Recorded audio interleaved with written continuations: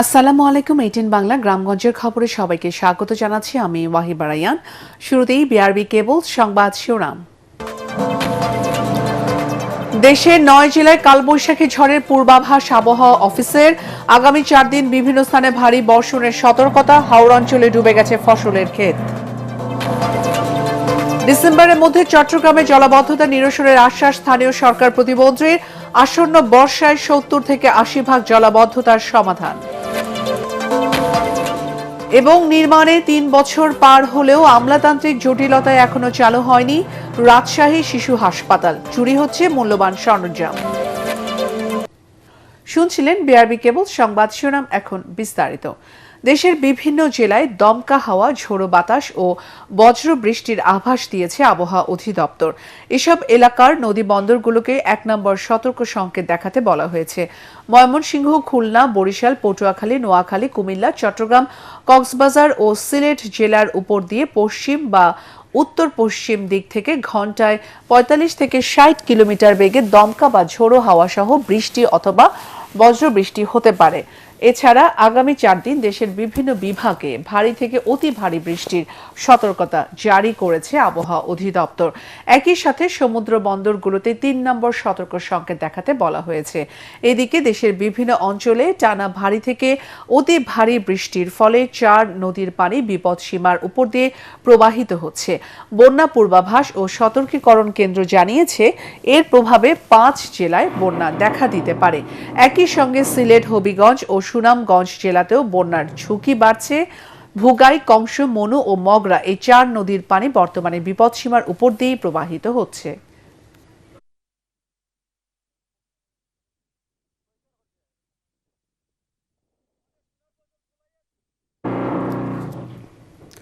ভারী বর্ষণ ও পাহাড়ি ঢলে হাওড় অঞ্চলে ডুবতে বসেছে কৃষকের স্বপ্নের ফসল। কিশোরগঞ্জ, নেত্রকোনা ও সুনামগঞ্জে হাজার হাজার হেক্টর জমির বোরো ধান এখন পানির নিচে। শেষ সম্বল রক্ষায় বুক সমান পানিতে নেমে আধা পাকা ধান মাড়াই কাটছেন দিশেহারা কৃষকরা। প্রতিনিধিদের পাঠানো তথ্য ও ছবিতে মাসুদ রানা রিপোর্ট। হাওর পাড়ে দিগন্ত জোড়া সোনালি ধান তলিয়ে গেছে বুক সমান পানির নিচে। প্রবল বর্ষণ আর উজানের ঢলে ভেসে গেছে কৃষকের স্বপ্ন অবলম্বন। দিশেহারা হাওরের চাষিরা যারা আধা পাকা ধান কেটেছেন, বৃষ্টির কারণে সেসব শুকানো ও মাড়াই নিয়ে তৈরি হয়েছে চরম অনিশ্চয়তা। পানি বেশি, বৃষ্টির পানিও বেশি, সব গেছে গা। 3 একর জমি করছি, 3 একরে 3 একর। কিশোরগঞ্জ জেলা কৃষি সম্প্রসারণ অধিদপ্তর বলছে, এই জেলায় এবার 1,68,000 হেক্টরের বেশি জমিতে বোরো আবাদ হলেও ইতিমধ্যে 2031 হেক্টর জমির ধান তলিয়ে গেছে পানির নিচে। পরিস্থিতি পর্যবেক্ষণে হাওর বেষ্টিত জেলা পরিদর্শন করছেন কৃষি কর্মকর্তারা। আমরা নিমজ্জিত জমির পরিমাণ নির্ধারণ করছি। বৃষ্টি যদি অব্যাহত থাকে এই নিমজ্জিত জমির পরিমাণ আরো বাড়তে পারে। একই দশা নেত্রকোনাতেও নদ নদীর পানি বৃদ্ধিতে জেলায় এ পর্যন্ত 9,500 হেক্টর বেশি জমির ফসল ক্ষতিগ্রস্ত হয়েছে। মে 10 তারিখের মধ্যে আমাদের হাওর কাটা হয়ে যাবে। ঝুঁকিপূর্ণ এরিয়াটা লাস্ট 2 থেকে 3 দিন সময় লাগবে আমাদের ধান কাটতে।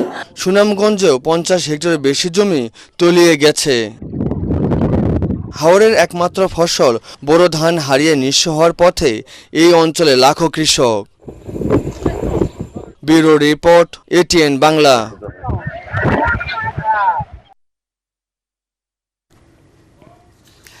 ব্রাহ্মণবাড়িয়ার নাসিরনগরের গত কয়েকদিনের টানা বর্ষণের ফলে হাওরের প্রায় 1000 বিঘা জমির বোরো ধান, পাকা ধান পানির নিচে তলিয়ে গেছে। পানি বাড়তে থাকলে হাওরের সব জমির ধান তলিয়ে যেতে পারে বলে আশঙ্কা প্রকাশ করেছেন কৃষি বিভাগ সংশ্লিষ্টরা। এতে বিপাকে পড়েছেন কৃষকরা। গত কয়েকদিনে লঙ্গন, বেমালিয়া, মেঘনা ও ধলেশ্বরী নদীর পানি দ্রুত বৃদ্ধি পায়। এতে নদীর তীর ঘেঁষা হাওরে পানি ঢুকে মুহূর্তেই এসব জমির পাকা ধান তলিয়ে যায়।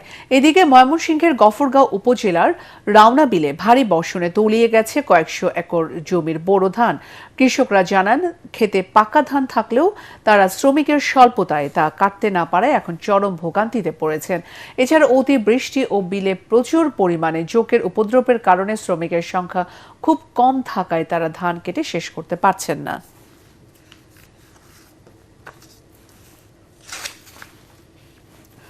চলতি বছরের ডিসেম্বরের মধ্যে চট্টগ্রামে জলাবদ্ধতা নিরসনের আশ্বাস দিয়েছেন স্থানীয় সরকার প্রতিমন্ত্রী মীর শাহে আলম। প্রধানমন্ত্রীর নির্দেশে চট্টগ্রামে জলাবদ্ধতা প্রকল্পগুলো সরেজমিনে পরিদর্শন শেষে দুপুরে সাংবাদিকদের একথা বলেন তিনি। আসন্ন বর্ষায় ৭০ থেকে ৮০ ভাগ জলাবদ্ধতার সমাধান হবে বলেও আশা করেন প্রতিমন্ত্রী।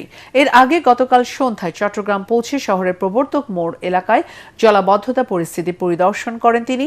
পরে চট্টগ্রাম সিটি কর্পোরেশনের সংশ্লিষ্ট কর্মকর্তাদের সাথে বৈঠক করেন প্রতিমন্ত্রী। এই বর্ষাতে আমি চট্টগ্রামবাসীকে মাননীয় প্রধানমন্ত্রীর পক্ষ থেকে এইটুকু আশ্বস্ত করতে পারি যে ৭০ থেকে ৮০ ভাগ আপনার জলাবদ্ধতা থাকবে না, আর বাকি যে 15-20% থাকবে, এটার জন্য আপনাদেরকে ডিসেম্বর পর্যন্ত একটু অপেক্ষা করতে হবে এবং আমাদেরকে সময় দিতে হবে, যেহেতু প্রকল্পের কাজটি চলমান আছে।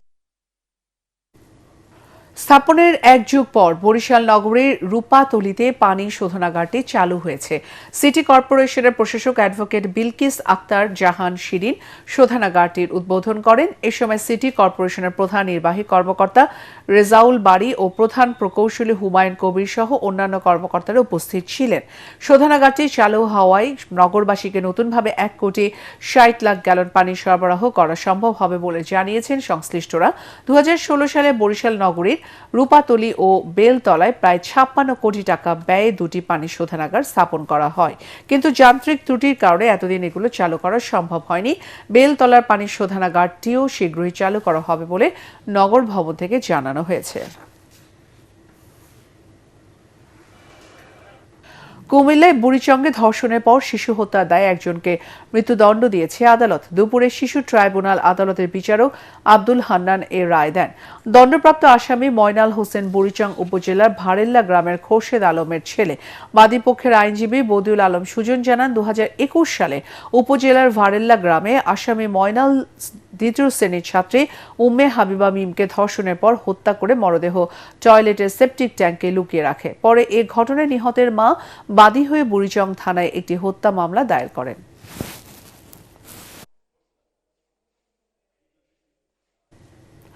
নির্মাণ কাজ শেষ হওয়ার ৩ বছর পার হলেও চালু হয়নি ২০০ শয্যার রাজশাহী সরকারি শিশু হাসপাতাল। ২০২৩ সালে উদ্বোধন করা হলেও শুরু হয়নি চিকিৎসা কার্যক্রম। ৩ বছর ধরে গণপূর্ত বিভাগ, স্বাস্থ্য বিভাগ আর মন্ত্রণালয়ের মধ্যে চিঠি চালাচালির প্যাচে পড়ে হাসপাতালটি পরিণত হয়েছে পরিত্যক্ত ভবনে। অব্যবহৃত থাকায় চুরি হচ্ছে মূল্যবান সরঞ্জাম। রাজশাহী প্রতিনিধি সুজাউদ্দিন ছোটনের পাঠানো রিপোর্ট, জানাচ্ছেন আসিফুর রহমান সাগর। রাজশাহী অঞ্চলের শিশুদের বিশেষায়িত চিকিৎসার স্বপ্ন নিয়ে শুরু হয়েছিল এই ভবনের নির্মাণ কাজ। মূল কাজ ২০১৮ সালে শেষ হলেও বাড়তি কিছু কাজ শেষে ২০২৩ সালের জানুয়ারিতে হয় উদ্বোধন। তবে উদ্বোধনের সেই নামফলকটি এখন যেন শুধুই এক উপহাস। প্রায় ৩ বছর হতে চললেও এখনও একটি শিশুরও চিকিৎসা জোটেনি। গত ৪ বছর ধরে আমরা কমপ্লিট করে বসে আছি। আমাদের বিল্ডিং না নেওয়ার পিছনে কারণটা কি আমরা নিজেও জানি না। হাসপাতালটি অলস পড়ে থাকায় একদিকে যেমন ভবনটির বিভিন্ন যন্ত্রাংশ ও সরঞ্জাম চুরি হচ্ছে, অন্যদিকে রাজশাহী মেডিকেল কলেজ হাসপাতালে তিল ধারণের ঠাঁই নেই। এক বেডে একাধিক শিশু নিয়ে ধুঁকছেন অভিভাবকরা। অথচ এই ভবনটি চালু থাকলে বদলে যেত এই অঞ্চলের চিকিৎসার চিত্র। রাজশাহীতে অনেক রোগী আসে আশেপাশের অঞ্চল থেকে, মেডিকেল কলেজে সংকুলান হয়, জায়গা হয় না। ২০০ শয্যা বিশিষ্ট হাসপাতালটি সরঞ্জামাদি এবং লোক নিয়োগ দিয়ে চালু করলে রাজশাহীবাসী অনেক উপকৃত হয়। গণপূর্ত বিভাগ বলছে তাদের কাজ ভবন নির্মাণ সেটা সম্পন্ন হয়েছে, কিন্তু স্বাস্থ্য বিভাগের অনীহায় বা আমলাতান্ত্রিক জটিলতায় হস্তান্তর প্রক্রিয়াটি ঝুলে আছে। আমাদেরকে দায়িত্ব দেওয়া হয়েছিল একটা ভবন তৈরি করা, ভবনের লিফট, মেডিকেল গ্যাস, বৈদ্যুতিক কানেকশন, এসি যাবতীয় কার্যক্রম আমরা সম্পাদন করেছি। এখন একটা হসপিটাল চালু করতে লাগলে যেটা সাধারণভাবে লাগে যে বেড লাগবে কিংবা আইসিইউ বেড লাগবে, এই যাবতীয় যে মানে হসপিটালের যে ইকুইপমেন্ট সেগুলো হয়তো বা উপযুক্ত কর্তৃপক্ষ সরবরাহ করলে এটা, এবং কর্তৃপক্ষ যাকে দায়িত্ব দিবেন তারা ভবনটা বুঝিয়ে নিলে কার্যক্রম শুরু করে। এদিকে রাজশাহীর সিভিল সার্জন জানালেন, নতুন করে উদ্যোগ নিয়েছে মন্ত্রণালয়, দ্রুতই নতুন হাসপাতালে চিকিৎসা কার্যক্রম শুরু হবে। যাবতীয় রিকোয়ারমেন্টগুলো যেগুলো মন্ত্রণালয় থেকে দিয়েছে সেগুলোকে প্রেরণ করার পরে ধাপে ধাপে হয়তো এই হসপিটালটি চালু হবে বলে আমরা আশাবাদী। 56 বেডের আইসিইউ, অত্যাধুনিক প্যাথোলজি, সিটি স্ক্যান আর এমআরআই সুবিধা সম্পন্ন এই হাসপাতালটি স্রেফ প্রশাসনিক উদাসীনতায় পড়ে আছে।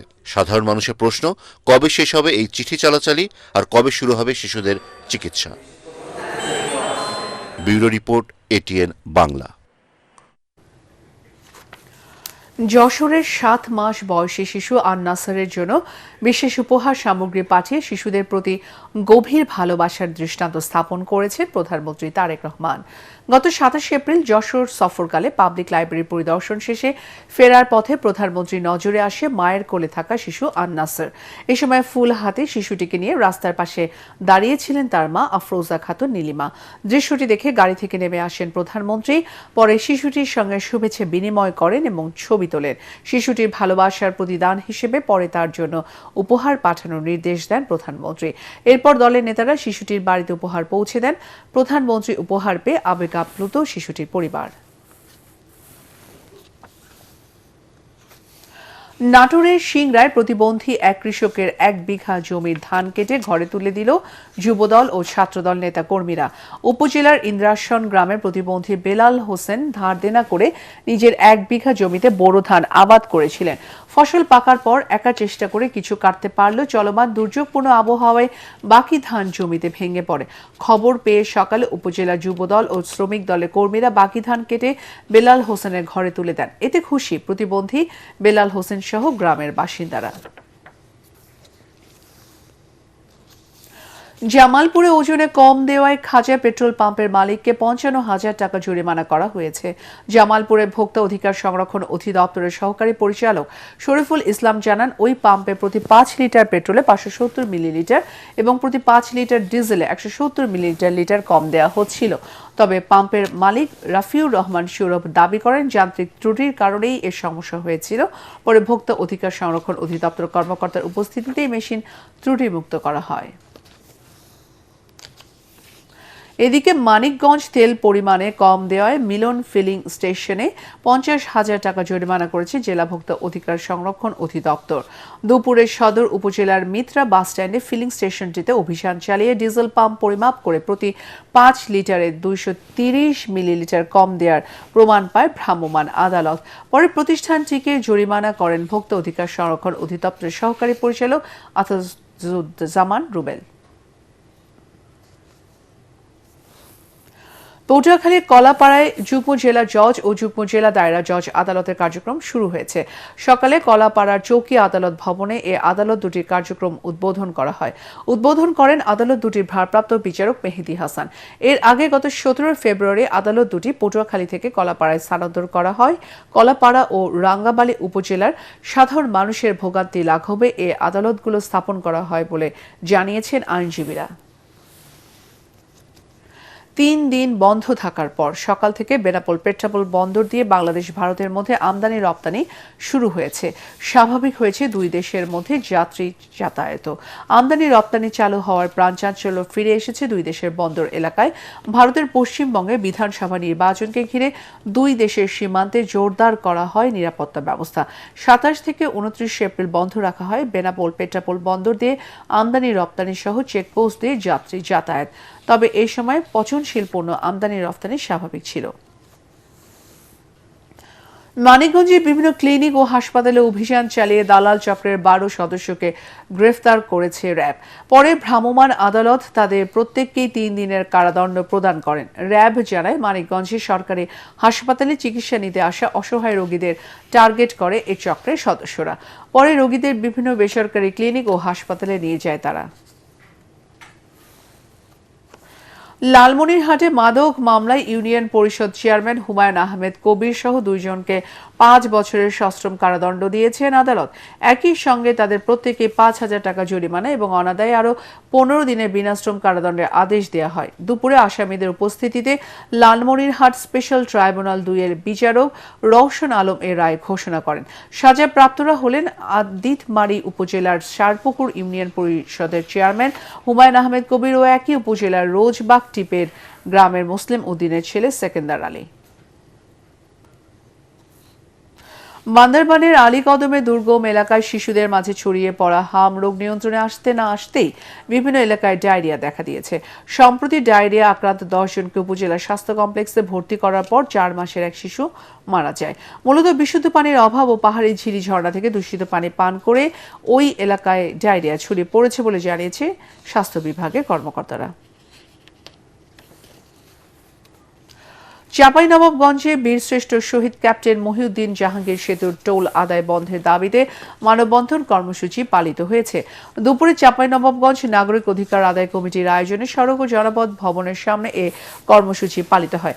এতে বক্তারা বলেন, 1993 সালে মহানন্দা নদীর উপর নির্মিত সেতুটি দীর্ঘ 33 বছর ধরে টোল আদায় করা হচ্ছে, কিন্তু বহু আগেই এই সেতু নির্মাণ ব্যয় সরকারি কোষাগারে জমা হয়ে গেলেও টোল আদায় বন্ধ হয়নি। তাই বিষয়টি বিবেচনায় নিয়ে সকল প্রকার যানবাহনের টোল আদায় বন্ধের দাবি জানান স্থানীয়রা।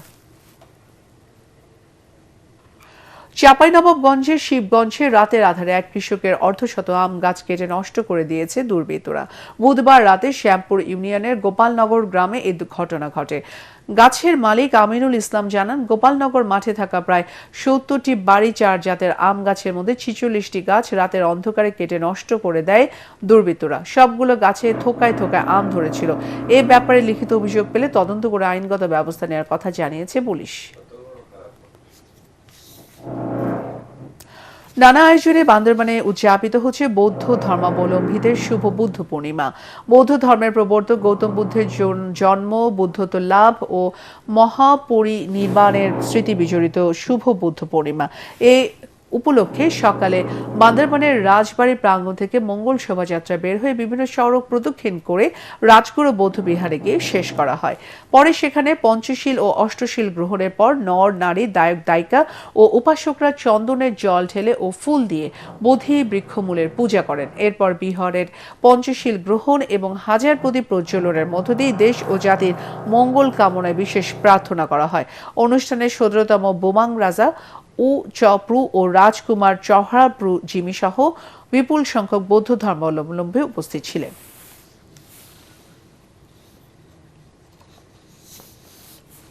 ব্রিটিশ বিরোধী আন্দোলনের নেতা, মুক্তিযুদ্ধের অন্যতম সংগঠক ও আন্দামান জেল ফেরত উপমহাদেশের প্রখ্যাত বিপ্লবী প্রয়াত রবি নিয়োগীর 116তম জন্মবার্ষিকী আজ। বিপ্লবী রবি নিয়োগী 1910 সালের 30 এপ্রিল শেরপুর শহরের পুরাতন গরুহাটিতে জন্মগ্রহণ করেন এবং 2002 সালের 10 মে মৃত্যুবরণ করেন।